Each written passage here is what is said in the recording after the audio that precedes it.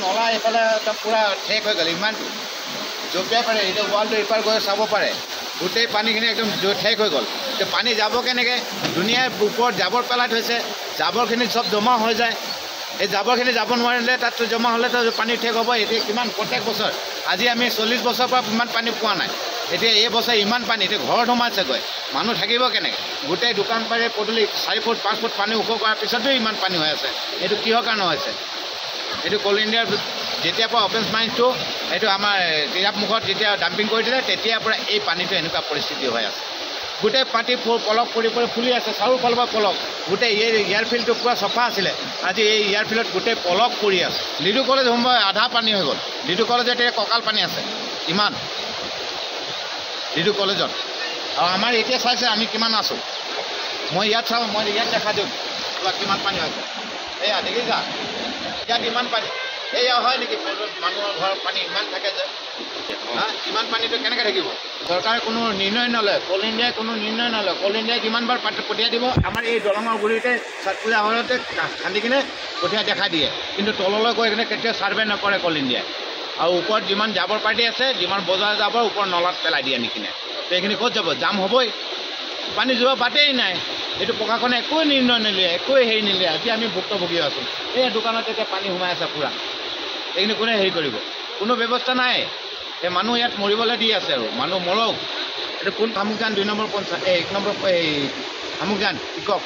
এইমাত্ৰ দেখা পাইছে যে লিডুৰ যি লিডু কলেজ য'ত আছে, লিডুৰ একমাত্ৰ মহাবিদ্যালয় লিডু কলেজ, আৰু লিডু কলেজৰ সমীপত যি অঞ্চল আছে লিডু গাঁও, লিডু বিদ্যানগৰ, সেই অঞ্চল ইতিমধ্যে সম্পূৰ্ণ পানীৰ তলত জলমগ্ন হৈ পৰিছে। আপোনালোকে নিজ প্ৰত্যক্ষ কৰিছে, কিয়নো যোৱা নিশাৰ পৰা আচলতে ধাৰাসাৰ বৰষুণ, আৰু এই বৰষুণৰ বাবে ইয়াত অঞ্চলত ব্যাপক হাৰত ইতিমধ্যে কেৱল পানী হৈ পৰিছে। যিটো মহাবিদ্যালয়ৰ কাষতে এটা কাচ্চা নালা আছে, সেই কাচ্চা নালাত আচলতে পানীৰ উষ্ণতা বৃদ্ধি পালে, আৰু সেই পানীৰ উষ্ণতা বৃদ্ধি পোৱাৰ বাবেই যি পাহাৰ অঞ্চলত আচলতে লিডুৰ যি পাহাৰ, পাটকাই পাহাৰত যি অবাধ গতিত ধ্বংসযজ্ঞ কৰি আছে এচাম লোকে, কেৱল সেয়া কিছু টকাৰ লালসাৰ বাবে সেয়া পাটকাই পৰ্বত ধ্বংস কৰি অবৈধভাৱে য'তে ত'তে খনন কৰিছে। তাৰ ফলত যি এটা বান্ধ আছিলে, এই বান্ধটো ইতিমধ্যে ভাঙা সন্দেহ প্ৰকাশ কৰা হৈছে, কিয়নো এই অঞ্চলতেই ব্যাপক হাৰত যি খনন কৰা হয়, আৰু সেই খননৰ কেৱল মাটিসমূহ য'তে ত'তে অবৈধভাৱে পেলোৱা হয়। আৰু সেই মাটিসমূহে দেখা পাইছে যি যিটো কাচ্চা নালা আছে, এই কাচ্চা নালা আচলতে পানীৰ লগত মাটি যথেষ্ট পৰিমাণে আহে, আৰু সেই মাটি তাত ভৰি পৰে। তাৰ পাছতে ইতিমধ্যে এয়া প্ৰথমবাৰ, আচলতে জীৱনত প্ৰথমবাৰ এই স্থানত এনেধৰণৰ পানী হৈছে, আৰু এনেকৈ ধৰণৰ পানী আজি পৰ্যন্ত কিন্তু এই অঞ্চলত দেখা হোৱা নাই। কিন্তু এয়া চব বাৰীৰ ভিতৰেদি পানী আহিছে, পানী কেৱল এতিয়া কিছুমানে প্ৰশাসনে আচলতে কি ব্যৱস্থা ল'ব, এয়া অতিকৈ লক্ষণীয় হ'ব। আজি কিন্তু কেৱল এয়া প্ৰথমবাৰ হৈছে, কিয়নো আজি পৰ্যন্ত কিন্তু এই অঞ্চলত ইতিমধ্যে এনেধৰণৰ পানী পৰিলক্ষিত হোৱা নাই। কিছু পৰিমাণে হয়, কিন্তু সেয়া আমাৰ পঞ্চায়ত প্ৰতিনিধি আহে, তাৰপিছত পিছতে উত্তৰ কয়লাক্ষেত্ৰৰ বিষয়ববীয়াসকলে ইয়াত যি কাচ্চা নালাটো খানাৰ ব্যৱস্থা কৰা হয়, কিন্তু খন্তেক খন্দা হয়, কিছু পৰিমাণে খন্দা হয়, কিন্তু বেছি পৰিমাণে খন্দা নহয়। তাৰ পাছতেই এইবাৰ প্ৰথমবাৰ এনেধৰণৰ পানী হৈছে। আচলতে অতিকৈ বিপদজনক হৈ পৰিছে এই অঞ্চলটো, কিয়নো এয়া দ্বিতীয়বাৰ পানী এই বছৰৰ।